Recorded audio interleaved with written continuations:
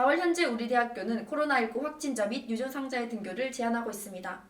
하지만 이로 인해 강의에 참석하지 못한 학생을 위한 제도는 마련되어 있지 않은 상태인데요. 자세한 내용은 김시은 기자가 취재했습니다. 우리 대학은 교내 코로나19 확산 방지를 위해 확진자 및 유증상자들의 등교를 제한하고 있습니다. 학교 홈페이지 공지사항에서는 자가격리 대상자 및 37.5도 이상의 발열 또는 호흡기 증상을 보이는 학생들의 등교 중지를 명시하고 있습니다.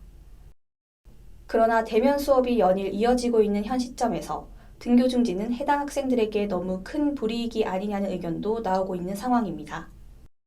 실제로 우리 대학 홈페이지 공결 안내란에는 코로나19 관련 공결 신청 방법 및 공결 기간, 제출 서류 등만 안내되어 있을 뿐 공결 대상자들에 대한 수업 안내는 없었습니다.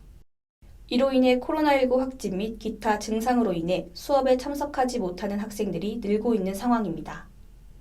이에 학생들은 등교 중지 처분으로 인해 대면 강의를 듣지 못하는 학생들을 위한 방안이 따로 마련돼야 하는 것 아니냐며 불만의 목소리를 높였습니다. 그러나 학교 측은 이에 대해 어떠한 답변도 내놓지 않았습니다. 지속되는 학생들의 요구에 일부 강의는 교수 재량으로 실시간 화상 수업을 함께 진행하거나 지난해 촬영했던 LMS 영상을 업로드하기도 했습니다.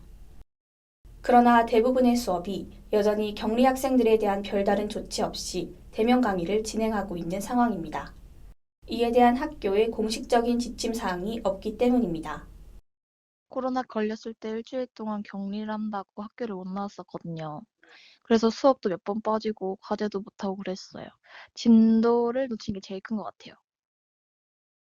어떤 수업은 교수님이 작년 영상을 올려줘서 그걸로 공부를 했는데 다른 수업들은 대부분 그냥 교수님들도 다른 친구들한테 물어보라는 식으로 넘겼던 것 같아요.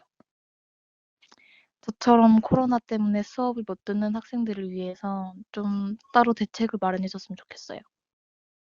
대면 수업 불참으로 발생하는 불이익으로 인해 일부 학생들은 의심 증상이 발현되거나 자가진단 키트 양성 반응을 확인했음에도 등교를 선택하기도 했습니다.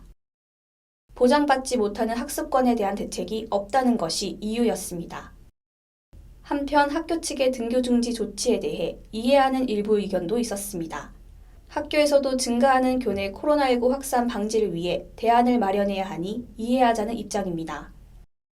그러나 대부분의 학생들은 등교 중지 처분으로 인해 강의에 참석하지 못하는 학생들에 대한 방안도 함께 마련돼야 한다는 입장이었습니다. 학생이 정당한 수업권을 보장받지 못하는 상황이 발생해서는 안 되기 때문입니다. 코로나19로 많은 이들이 어려움을 겪고 있는 요즘, 학교 측은 하루빨리 등교 중지 처분을 받은 학생들을 위한 공식 지침을 마련해 더 이상 학생들이 수업권을 보장받지 못하는 일이 없길 바랍니다. 다우뉴스 김시은입니다.